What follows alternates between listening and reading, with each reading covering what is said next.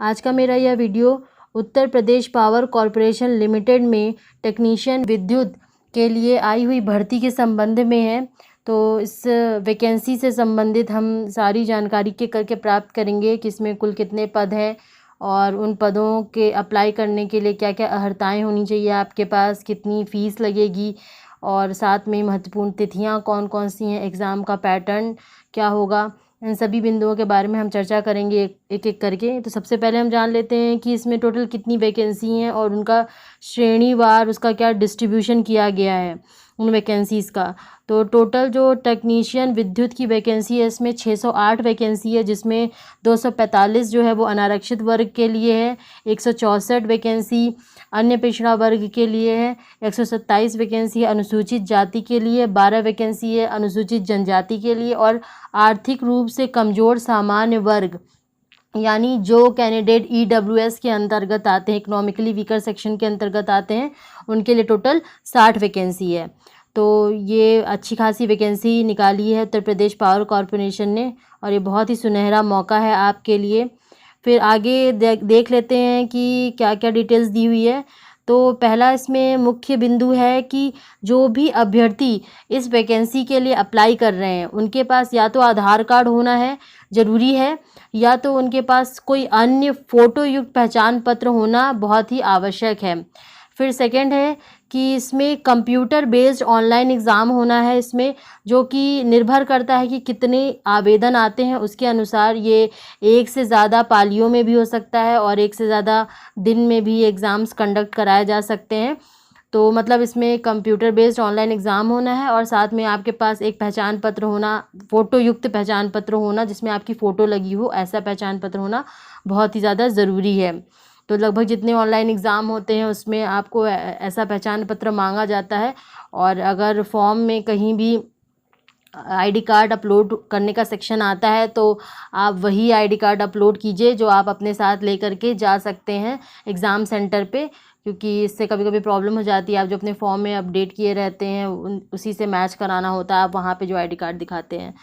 तो फिर नेक्स्ट बिंदु देख लेते हैं। नेक्स्ट है कि उक्त पदों पर आरक्षित उत्तर प्रदेश के मूल निवासी, मतलब इसमें जो भी आरक्षण दिया गया है अन्य पिछड़ा वर्ग को, अनुसूचित जाति, अनुसूचित जनजाति और EWS सेक्शन के अंतर्गत जो भी आरक्षण दिए गए हैं वो सिर्फ उत्तर प्रदेश के मूल निवासी को ही दिए जाएंगे, अन्य प्रदेश के निवासी को नहीं दिए जाएंगे। और इस वैकेंसी के लिए अन्य प्रदेश के निवासी भी अप्लाई कर सकते हैं, लेकिन उन्हें अनारक्षित वर्ग में फ़ाइट करना होगा कंपटीशन। फिर नेक्स्ट है केंद्र सरकार और राज्य सरकार से यदि किसी भी अभ्यर्थी को निकाला गया है, उन्हें निष्कासित किया गया है, तो वो इस पद पे अप्लाई नहीं कर सकते हैं। फिर इसमें वेतनमान क्या रहेगा, तो आपको जो 7वें वेतन आयोग के निर्धारित जो मैट्रिक्स है उसके अकॉर्डिंग आपको 27,200 रुपये न्यूनतम वेतन है इसका, और उसके बाद जो अन्य भत्ते होते हैं वो पावर कॉरपोरेशन का जो भी नियम होगा उसके अकॉर्डिंग आपको मिलेगी सैलरी। तो सैलरी भी काफ़ी अच्छी है इसमें। फिर नेक्स्ट है अनिवार्य शैक्षिक अर्हताएँ, मतलब आपके पास कौन कौन सी क्वालिफ़िकेशन होना चाहिए और तब आप इस फॉर्म को अप्लाई कर सकते हैं इस पद के लिए। तो सबसे पहला है कि माध्यमिक शिक्षा परिषद उत्तर प्रदेश की हाई स्कूल या समकक्ष परीक्षा, यानी कि UP बोर्ड या फिर समकक्ष परीक्षा में CBSE ICSE बोर्ड वाले या अन्य बोर्ड वाले भी आ जाते हैं, समकक्ष लिख दिया है तो मतलब आपके पास 10th होना चाहिए जिसमें आपके पास साइंस और मैथ्स, विज्ञान और गणित ये सब्जेक्ट होना बहुत ज़रूरी है। फिर नेक्स्ट है इसमें कि कौन कौन ITI में क्या होना चाहिए आपके पास। तो ITI में सबसे अच्छी बात है कि इसमें ITI में NCVT और SCVT वाले दोनों ही अप्लाई कर सकते हैं, दोनों ही एलिजिबल हैं इस वैकेंसी के लिए। SCVT वाले भी अप्लाई कर सकते हैं, NCVT वाले भी अप्लाई कर सकते हैं। और साथ में आपके पास 2 वर्षीय ट्रेड, इलेक्ट्रीशियन, इलेक्ट्रिकल या फिर इलेक्ट्रिकल जिन्होंने कौशल विकास से किया हुआ है वो भी इस फॉर्म को फिल कर सकते हैं। तो कुल मिलाकर के आपके पास 10th का सर्टिफिकेट होना चाहिए जिसमें आपके पास साइंस और मैथ्स ऐसे सब्जेक्ट होना चाहिए, और साथ में ही आपकी ITI कंप्लीट होनी चाहिए इलेक्ट्रीशियन ट्रेड से या इलेक्ट्रिकल ट्रेड से, और जो कौशल विकास से भी इलेक्ट्रिकल का कोर्स किए हुए हैं वो भी इसमें अप्लाई कर सकते हैं। फिर इसमें आयु का कैलकुलेशन किस आधार पे होगा, तो 1 जनवरी 2020 के आधार पे आयु कैलकुलेट की जाएगी और इस दिनांक पे आपकी न्यूनतम आयु 18 वर्ष होनी चाहिए। 1 जनवरी 2020 को आपके 18 साल कंप्लीट हो जाने चाहिए और जो अधिकतम वर्ष है वो 40 वर्ष है। 40 वर्ष तक के अभ्यर्थी इसमें अप्लाई कर सकते हैं। फिर आयु में कुछ छूट भी दी जाती है, तो उसके संबंध में क्या नियम है कि अनुसूचित जाति, अनुसूचित जनजाति और अन्य पिछड़ा वर्ग ओबीसी जो कि नॉन क्रीमी लेयर में आते हैं, और साथ में ही स्वतंत्रता संग्राम सेनानी आश्रित जो भी होते हैं वो इसमें आयु में छूट प्राप्त कर सकते हैं। 5 वर्ष तक की छूट इसमें आपको मिल सकती है, लेकिन एक इसमें स्पेशल कंडीशन रखी गई है स्वतंत्रता संग्राम सेनानी आश्रितों के लिए कि जो स्वतंत्रता संग्राम सेनानी एवं स्वतंत्रता संग्राम सेनानी आश्रित दोनों ही उत्तर प्रदेश का मूल निवासी होना चाहिए। तो अगर ये कंडीशन आपके साथ एप्लीकेबल है तो आप 5 वर्ष की आयु में छूट प्राप्त कर सकते हैं।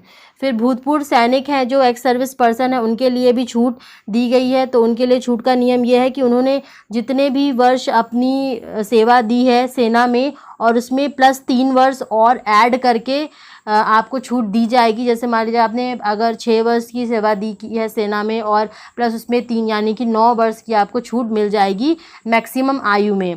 जो मैक्सिमम लिमिट रखी गई है 40 ईयर्स, उसमें आपको 9 वर्ष तक की छूट मिल जाएगी, लेकिन वो छूट मैक्सिमम 15 ईयर्स तक की ही मिलेगी। जैसे मान लीजिए अगर आपने की हुई है 14 ईयर्स की आपने सर्विस की है आर्मी में और प्लस उसमें 3 करेंगे तो 17 ईयर्स हो गया, तो आपको 17 ईयर्स की छूट नहीं मिल सकती, आपको सिर्फ 15 ईयर्स की ही छूट मिलेगी। मैक्सिमम लिमिट है वो 15 ईयर्स की है। तो फिर नेक्स्ट है अप्रेंटिसशिप। अगर किसी कैंडिडेट ने किया हुआ है तो उसे भी आयु में कुछ छूट दी जाएगी, अधिकतम 2 वर्ष की छूट, उसके लिए भी रिलैक्सेशन इसमें अनुमन्य किया गया है। तो ये भी एक बेनिफिट हो जाएगा उन कैंडिडेट्स के लिए जिन्होंने अप्रेंटिसशिप कंप्लीट करी हुई है।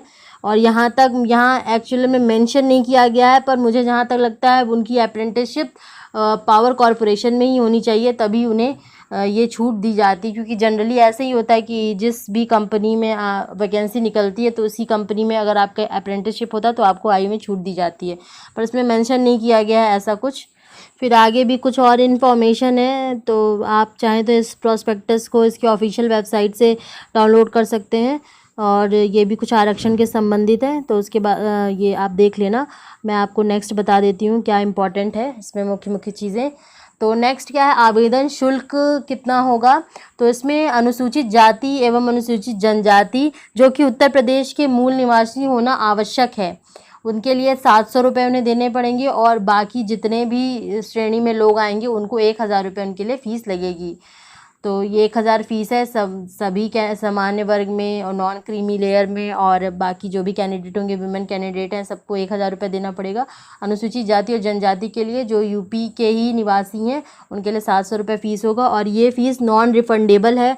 अब इस फ़ीस को आप पेमेंट कैसे कर सकते हैं, आप आवेदन शुल्क को नेट बैंकिंग से, डेबिट कार्ड से, क्रेडिट कार्ड से जमा कर सकते हैं, और साथ में ही स्टेट बैंक ऑफ इंडिया के चालान के माध्यम से भी आप इस फ़ीस को जमा कर सकते हैं, और ये फ़ीस नॉन रिफंडेबल है। फिर नेक्स्ट है अर्हताएँ एवं अन्य प्रमाण पत्रों का प्रस्तुतिकरण। तो जैसे कि आपको जो भी जैसे आप अपना कास्ट सर्टिफिकेट लगा रहे हैं या आप अपना मूल निवास का प्रमाण पत्र लगा रहे हैं, तो ये सारे आपको जो सर्टिफिकेट्स हैं वो आपको कब देने होंगे। तो जो एग्ज़ाम होगा आपका ये 2 चरणों में होगा इसमें। तो प्रथम चरण में जो एग्ज़ाम होगा वो एक कंप्यूटर का एक बेसिक एग्ज़ाम होगा जिसको आपको सिर्फ क्वालिफ़ाई करना होगा, और जो इसमें क्वालिफ़ाई हो जाएंगे उनको फिर द्वितीय चरण के लिए बुलाया जाएगा। तो उसमें आपके जो भी आपने ITI में पढ़ा है उससे संबंधित और जनरल इंग्लिश, जनरल हिंदी, ये सारी चीज़ें आएंगी। तो उसमें आपकी मेरिट बनेगी। सेकेंड जो आपका पेपर होगा, द्वितीय चरण का एग्ज़ाम होगा, उसके आधार पर मेरिट बनेगी।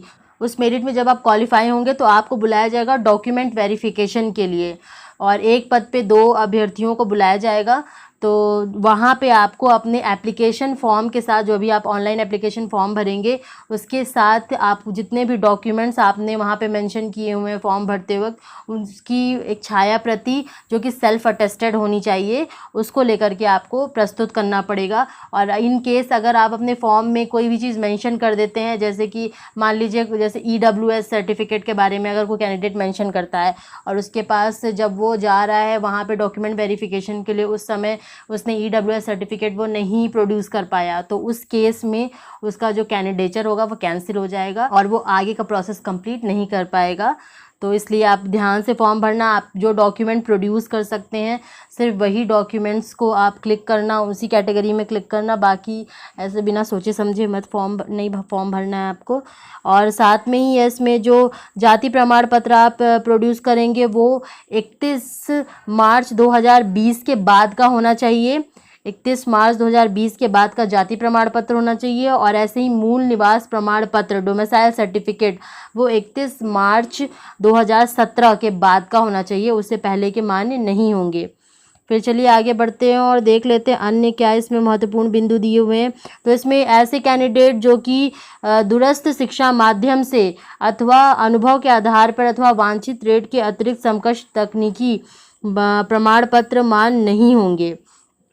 तो मतलब जो आप दूरस्थ शिक्षा से करते हैं, करस्पॉन्डेंस कोर्स करते हैं, तो वैसे कैंडिडेट्स मान्य नहीं होंगे। आपको रेगुलर कैंडिडेट्स ही मान्य किए जाएंगे और जो भी ट्रेड उसमें मेंशन कर दी गई है उसके समकक्ष वाले ट्रेड भी मान्य नहीं होंगे। जो मेंशन ट्रेड्स हैं बस उसी के कैंडिडेट इसमें फॉर्म अप्लाई कर सकते हैं।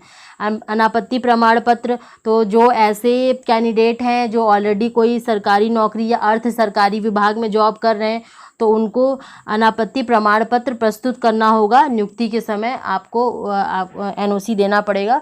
तो इसके लिए मैं आपको एक सजेशन दूंगी कि जो भी बच्चे सरकारी नौकरी या अर्ध सरकारी विभाग में काम कर रहे हैं तो वो फॉर्म भरते वक्त ही एक लेटर लिख करके अपने डिपार्टमेंट को आप सूचना दे दीजिए कि वैकेंसी निकली है उत्तर प्रदेश पावर कॉरपोरेशन में और मैं उसे अप्लाई करना चाहता हूं, तो इसके लिए मैं ये सूचना दे रहा हूं। तो आपको क्या रहता है, सरकारी विभाग में अक्सर क्या होता है, आपका सिलेक्शन हो जाता है, फिर फाइनली जब आपको NOC चाहिए होती है तो बहुत ज़्यादा प्रॉब्लम होती है।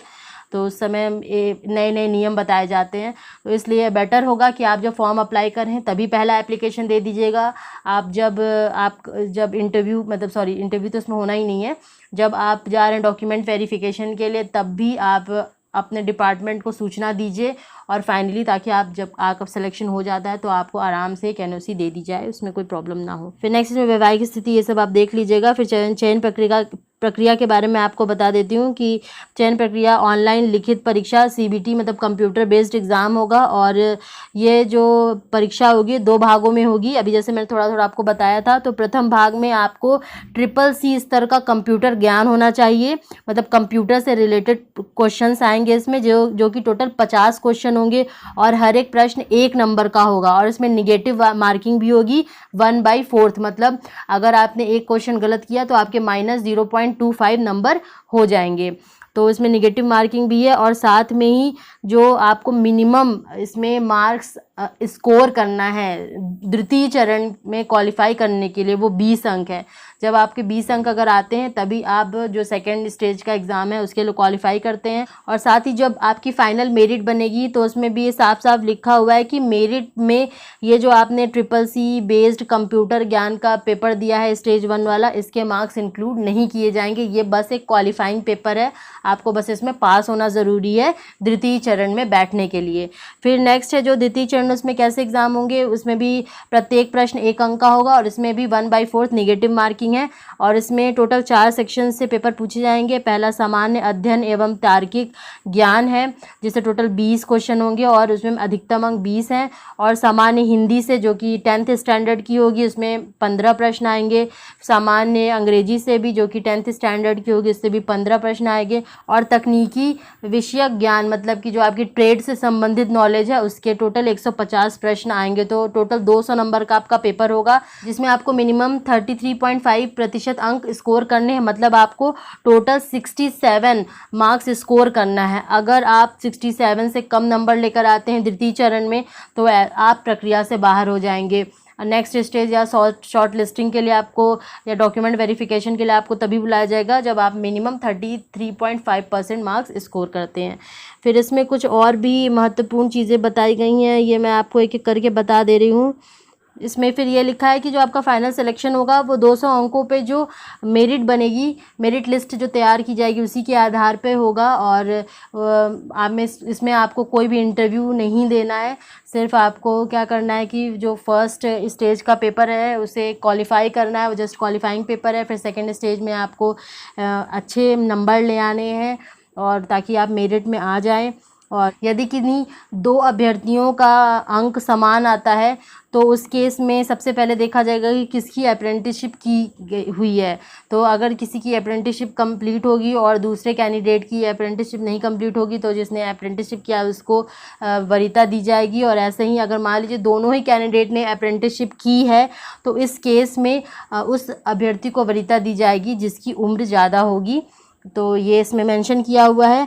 फिर नेक्स्ट इसमें लिखा हुआ है कि इसमें जो भी निर्णय में परिवर्तन होना है उसका पूरा जो राइट है वो उत्तर प्रदेश पावर कॉरपोरेशन के पास ही है और इसमें कोई बदलाव होंगे तो वही कर सकता है।